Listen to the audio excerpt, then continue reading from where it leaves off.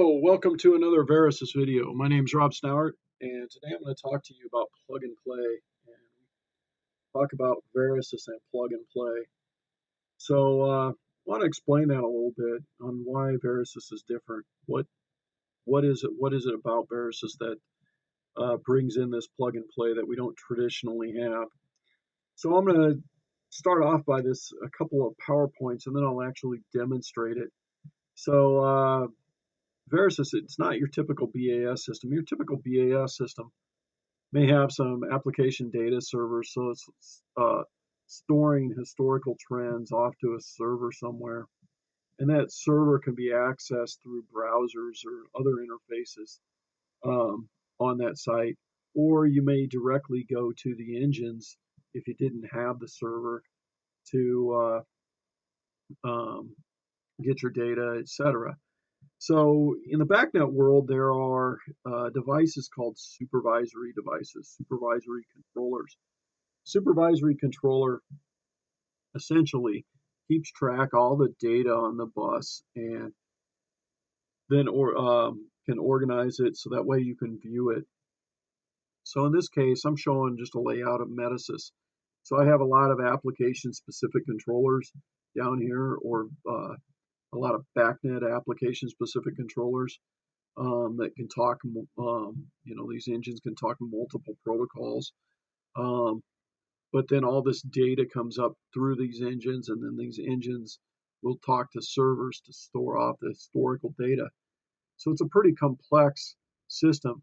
For those of you who are familiar with setting up supervisory devices, know that in order to set this device up, you would have to take a field controller here, and let's say you want just the zone temperature that's out in the space on one of these devices. You would need to individually say, hey, map that zone temperature that's at this particular address for the controller, as well as here's the ID of that particular point. Map that in. Then you have to say, hey, I want to alarm that point, or I want to trend that point. Or even if it's a scheduling object, I have to schedule that point.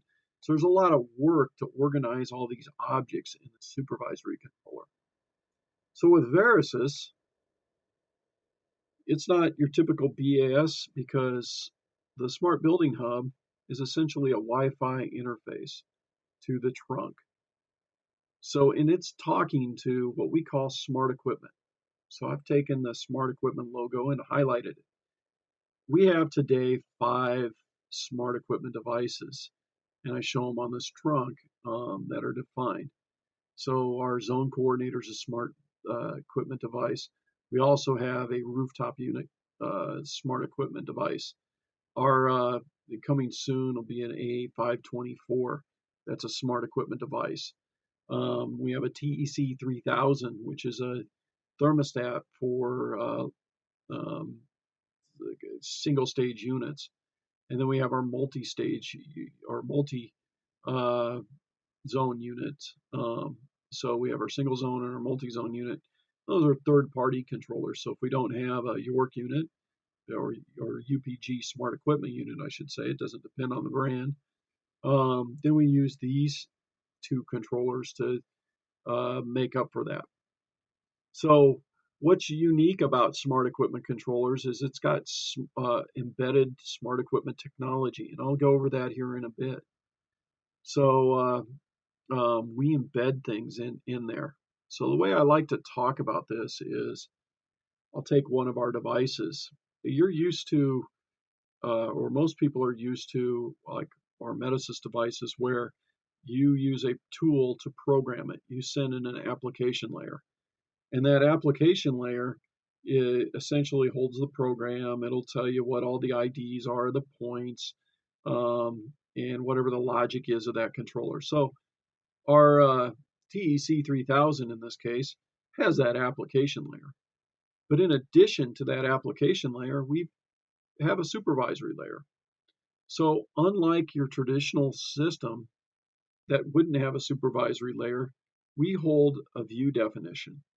We hold trends, we hold schedules, we hold alarms, translations, units, all on another layer.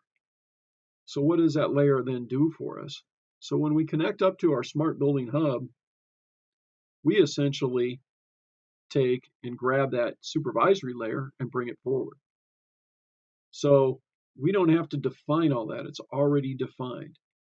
Okay, so let's visualize that. So I'm going to quickly switch over to my Verasys site, my demo panel. And so I'm already logged in on my demo panel, and I have that TEC3000 set at address 4. When I clicked in right there, this view definition came up. That view definition came from the controller. Notice you're seeing trends.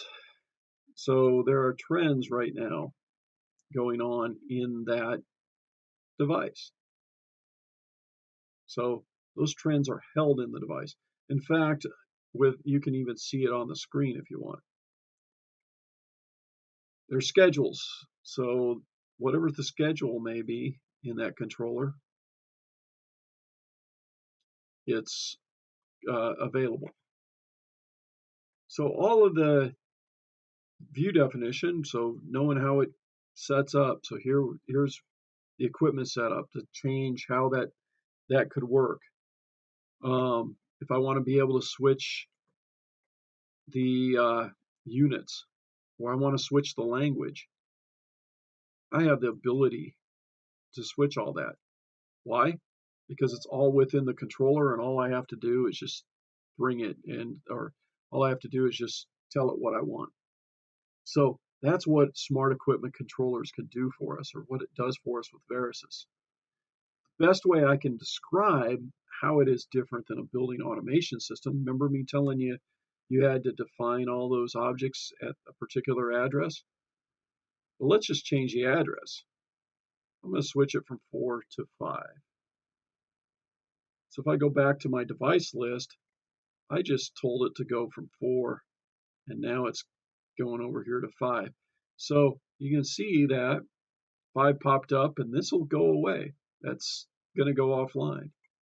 So I can click back in here, and notice when I go to my trends, that's the same trend I just showed you on address 4. All of this definition is the same. In fact, every time you take this model of TEC and hook it to the trunk, you're going to see the same parameters, same location. Everything's the same. That's what smart equipment is doing for us.